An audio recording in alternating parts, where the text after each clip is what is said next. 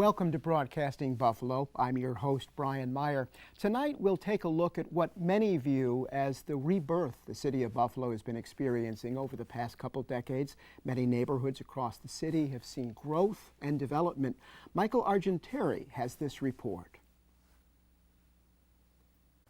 Canalside is just one area of Buffalo that is a great example of the city's rebirth. The city has seen its first population growth since 1950. In the early 20th century, the city of Buffalo was booming.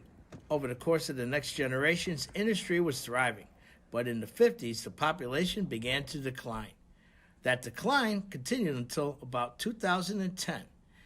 When Buffalo Mayor Byron Brown took office in 2006, he says the city was very different than it is now. Buffalo was, its landscape was dotted with vacant, unsalvageable structures. We created a plan to remove those structures. Now we've demolished over 8,000 vacant, unsalvageable structures, making our neighborhoods safer, more walkable. We're making good progress, and I think the demographic of the city has changed. For the first time in 40 years, the population of young Buffalo is increasing, not decreasing. Healthcare and technology are just a few of the industries taking Buffalo in a new and brighter direction. When you expand these institutions, a lot of employees in the healthcare profession and others, well, a lot of those folks want to live near where they work. So that has created a demand for a lot of historic and architecturally significant buildings which have been developed for commercial and residential mixed uses. Carl Palladino is one developer who began transforming historically significant buildings in the city. His first project was the Ellicott Square building, and now, dozens of projects later, he's passing the torch on to his son. It was my son's vision to do 500 Pearl Street, which is a 450,000 square foot operation, and it's got hotel and residential office, couple of restaurants, a rooftop bar, a bowling alley. It's a multi-use building. As developers create more needed living space, different areas of the city have been reborn. From the growth of the Buffalo Medical Corridor to Larkinville, the Elmwood Village to Canalside, the city has seen tremendous growth over the last 20 years. Congressman Brian Higgins has played a huge role making waterfront development happen. When I came into office, there was very little waterfront development activity. Now you have Canalside, you have the Outer Harbor, you have the Buffalo River that is not only being developed, but it's being cleaned up as well from a history of industrial waste. One more exciting recent development is the growing film industry. 2 movie studios are being built here, and more than 700 people are working full-time making movies in Western New York. I know one of the things that the filmmakers say is that Buffalo can double for a lot of different communities because of our historic architecture and because of the different styles of architecture that we have here. So even though we are a mid-sized American city, we can model for smaller communities, but we can also model for large cities. So both the congressman and the mayor see eye to eye on the bright future of Buffalo. It is downtown Buffalo and all of Western New York. And prior to the pandemic, Buffalo was the talk of the nation. The Economist magazine, the New York Times, Boston Globe, many of the major publications in the country have done profiles on Buffalo, extolling the virtues of the new Buffalo. And that development activity in our neighborhoods is continuing. And my focus for the next 4 years is really to build the neighborhood commercial districts across the city, creating more employment and service opportunities in the neighborhoods that our residents live in. The secret is out on the rebirth of Buffalo. Buffalo's growing bigger, better, and stronger, one day at a time. For Broadcasting Buffalo, I'm Michael Argenteri. Well, thank you, Michael. When we return, we'll hear more about some of the changes here in the Queen City. I'll be joined by Buffalo Niagara Film Commissioner Tim Clark and Buffalo Renaissance Foundation Director Maurice, otherwise known as Mo Nalen. And we'll be right back in just a moment.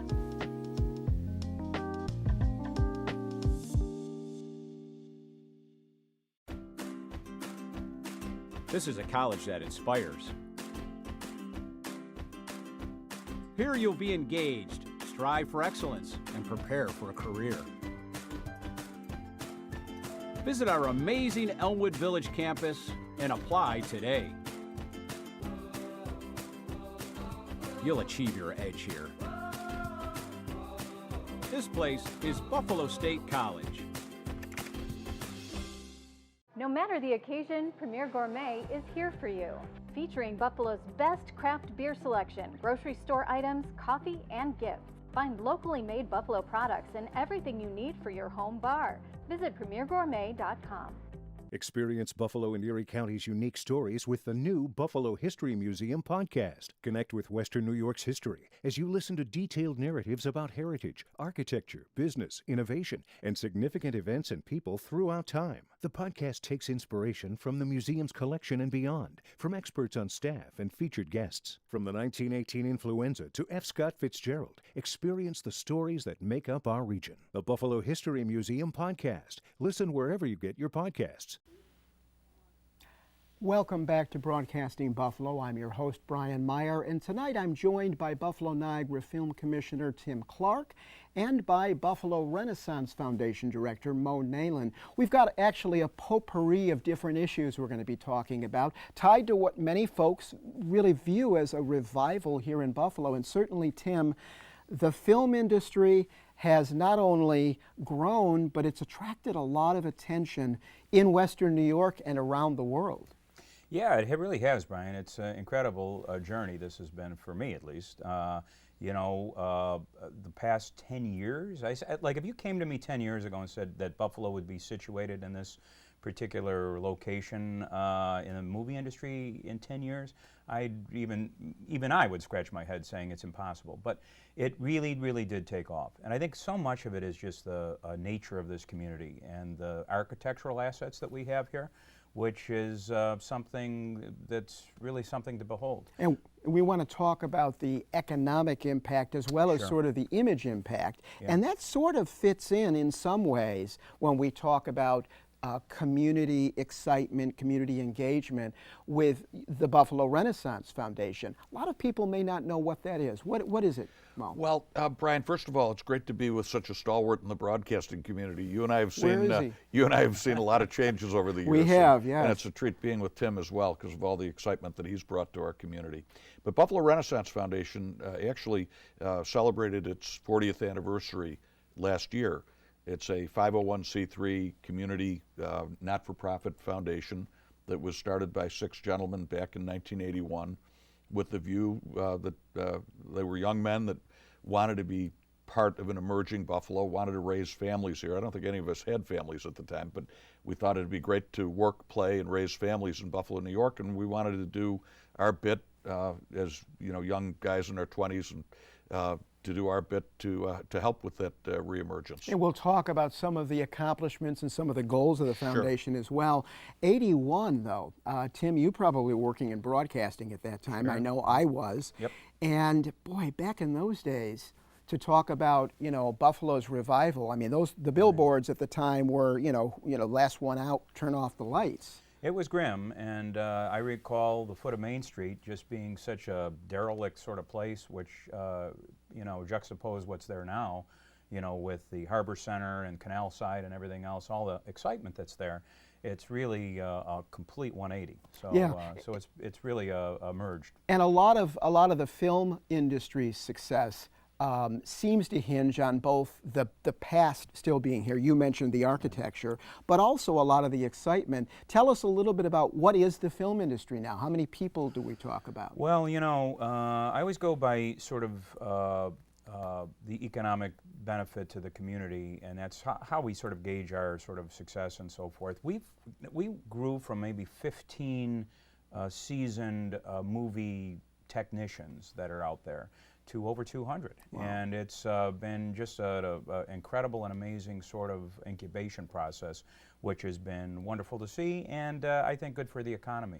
You know, last year, and this is the year we're coming out of the pandemic, we saw over $70 million of direct spend in Western New York just on, you know, really good-sized shows that come through town. And that's pretty consequential from a dollars and cents standpoint. It is, you know, and the spin-off, I mean, we just talk about spend, but the spin-off is even greater. So think about all the crew people that come in from out of town, as well as the local hires, and most of it is local hires, but the crew that comes in out of town spends money in restaurants, they're staying at hotels, or you know, in the cases of some of the big stars, you know, we put them in, you know, sequester them in private homes where we rent those homes, or they rent those homes, you know, to keep those people there. And all that money just stays right here. I always look at Paramount Pictures because they're such a great partner of ours. They've shot 3 or 4 films here in recent years. And their mantra is spend local, and so they won't go to the big box stores for hardware, like, or plywood or whatever. They want to go to the local companies and spend that money where they're, you know, where they're impacting. And we see that all the time. Now, Mo, the foundation's work may not be as high profile as, say, a car chase involving Ninja Turtles, you know, the Film Commission. But you folks have done a lot, and there are some real concrete results. Tell us about a couple of those. Well, just to Tim's point, in addition to the money that comes in, the excitement that comes into our community, Tim's creating a whole cadre of ambassadors that go back to their communities, whether it's, you know, technical people and so on. And when they're at a bar or a restaurant and somebody makes a wise guy remark about Buffalo, that person can disabuse them of that notion. So that's a corollary benefit, Tim, that we all owe you a note of thanks for that. But Buffalo Renaissance Foundation, as I said, it's, you know, started 40 years ago. One of our recent initiatives back in 2017, we were the organizing corporation for the commissioning of the USS Little Rock, and that, as you know, was a national event. And it's interesting. The people with whom we were working with the Navy, they kept cutting off our tickets, saying it's the middle of winter in Buffalo. You're not going to get more than 2,000 people. And I think, I don't know, we ended up with 12,000. I hope nobody in the audience will share this. I hope you keep it to yourselves. We actually had to counterfeit some tickets just to get the job done. Wow. But Buffalo Renaissance, going back, we've, you know, our endowment is well over $1 million. We've probably given away over $1 million. One of the, I think, really compelling elements of Buffalo Renaissance Foundation, we've all read a report. You know, you make a contribution to somebody, you get an annual report, and the pie chart says so much for administration, so much for employee benefits, so much for salaries. Buffalo Renaissance Foundation is a completely self-running organization where the directors of the organization actually fund all of the overhead. Wow. So what's nice about Buffalo Renaissance Foundation is when somebody gives Buffalo Renaissance a check for $1, 50 cents goes to current projects, current opportunities, and 50 cents goes to our endowment. Not a penny goes to overhead or administration. And we think that you know, that's one of the elements of Buffalo Renaissance Foundation of which we are most proud. Yeah, and it's certainly, you've been very, you know, high profile. Tim, you know, Mo is talking sort of about the community engagement factor, if you will. Right. And when we come back, we want to talk a little bit about how the film industry has interfaced with the community and excited the community, and how the community in turn has really sort of risen to the occasion with everything from extras to making homes available and so forth. So we've got a lot more to talk about. This is a theme, Buffalo's so-called revival, and some of the concrete things that have been happening. We'll be right back with a little bit more. Stay tuned.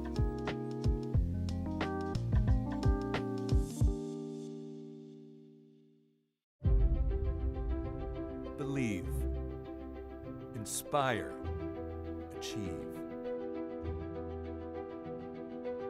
These 3 simple words capture the progression of each student's journey at the college. Believe. Education works best when powered by confidence and a positive attitude. When students believe in themselves, great things can happen. Inspire. Active learning among a peer group of engaged and community-minded leaders inspires great thinking and doing. Achieve. On a very practical level, each student finds the support and resources at Buffalo State to achieve their goals. Achievements continue on through our more than 100,000 alumni throughout the world.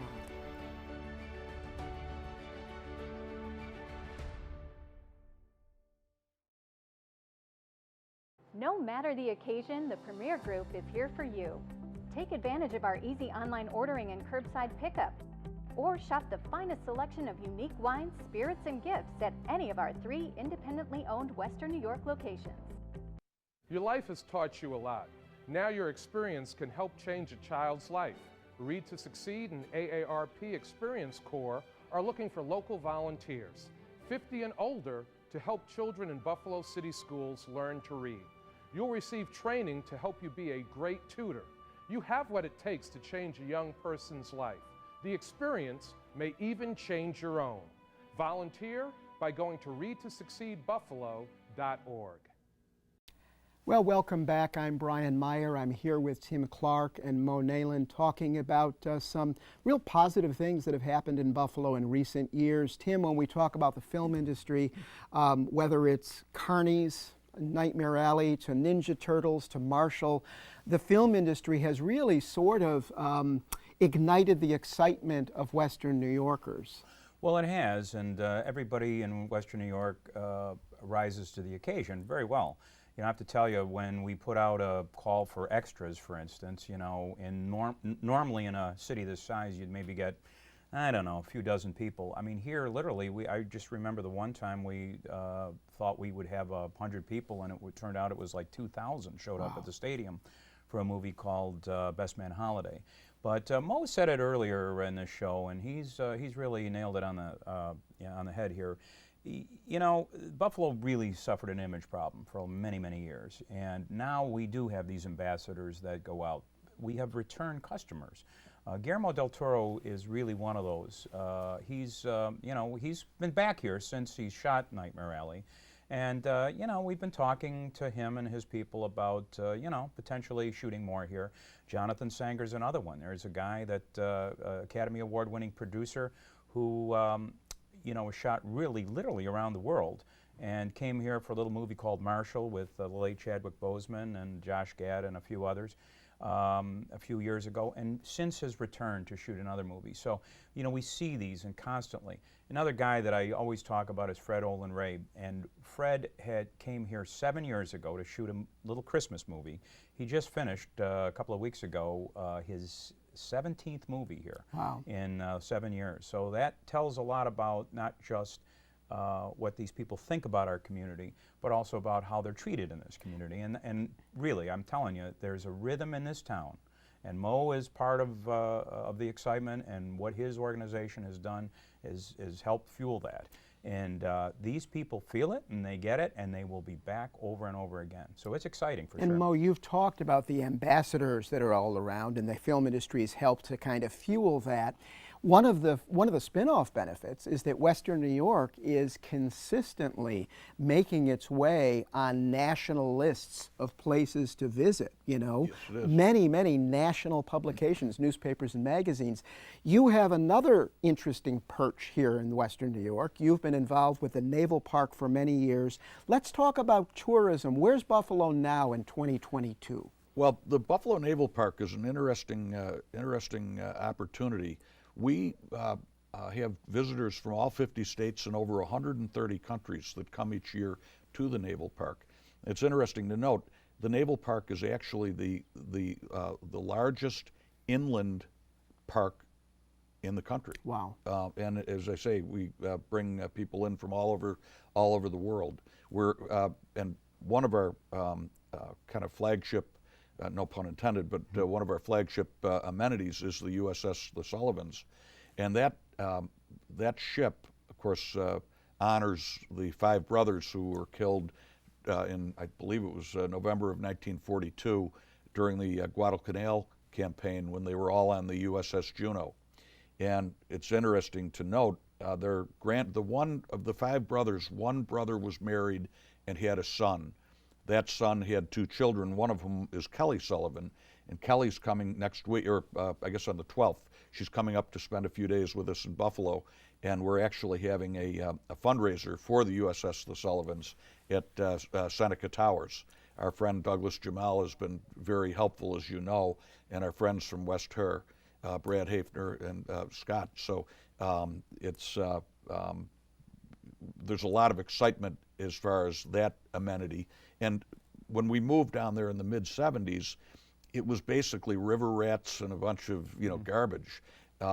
Wait, the Buffalo News is around there. Yeah, really. Little did we know, Brian, that the Naval Park would become the boardwalk and park place, and that really the centerpiece of the waterfront area. Yeah, and when we come back, I want to talk about Canal Side and the impact that's having on tourism and on other sectors as well, because that's a major thing. We do have to take a very brief break, but we have so much more to talk about as it relates to this resurgence of Western New York, and we'll be back in just a moment.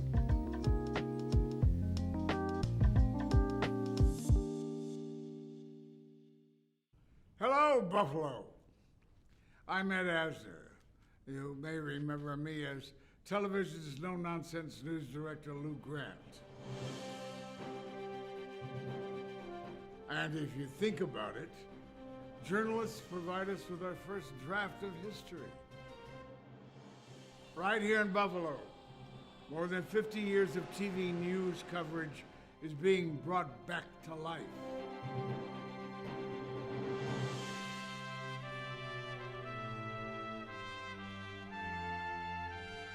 Local stations are working with the Buffalo Broadcasters Association to bring back the stories that helped define the Niagara frontier. The Pheasant Lane neighborhood, where drifts reach to the rooftops. It's called the Archive Project, and I support it with all my heart. So should you.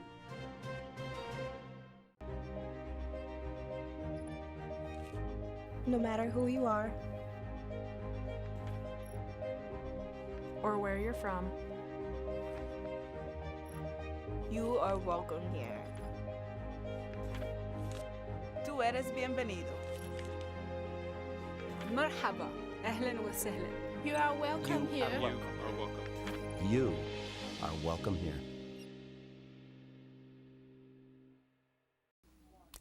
Welcome back. I'm Brian Meyer here with Tim Clark and Mo Nalen, talking about some of the positive things that have happened here in Western New York. We're talking about Canal Side right before the break, and we'll get back to that. I do feel compelled, though, to point out a lot of people say we're sort of in a Charles Dickens matrix right now. The best of times, we see the film industry blossoming, the medical campus, etc. Yet, a lot of people, when I use the word rebirth or revival, say, wait a minute, we're still among the most impoverished cities in the country. We still have a lot of desegregation in many areas. We did a show on gentrification here not too long ago.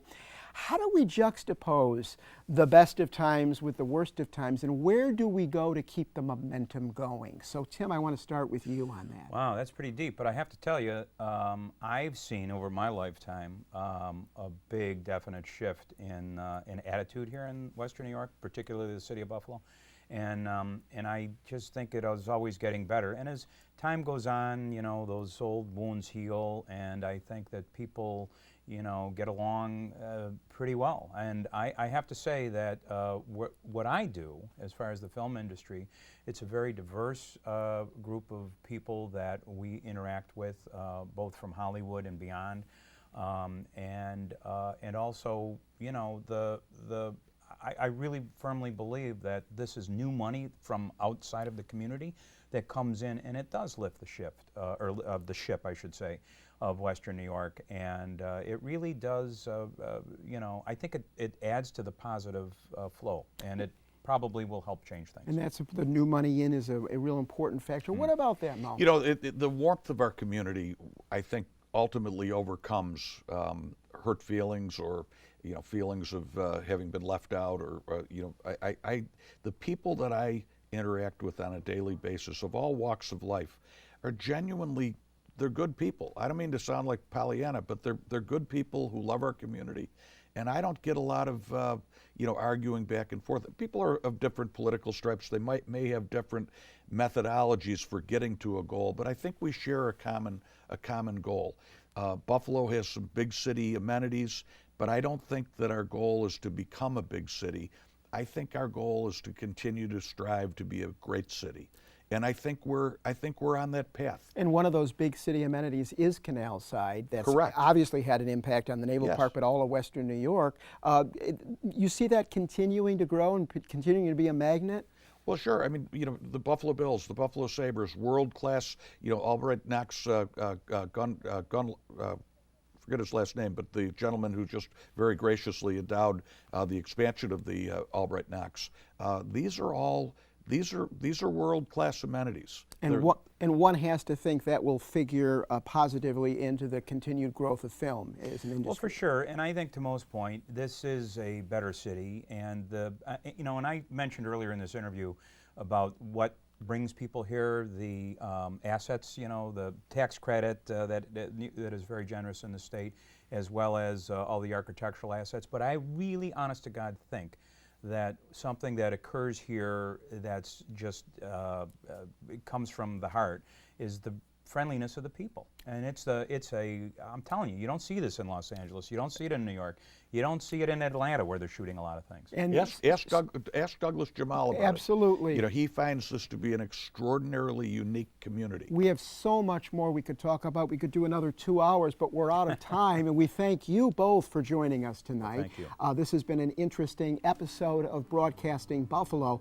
If you want to learn more about the Buffalo Film Commission or about the Buffalo Renaissance Foundation, you can find links on our website. That's buffalobroadcasting.com. Thank you for watching, and good night.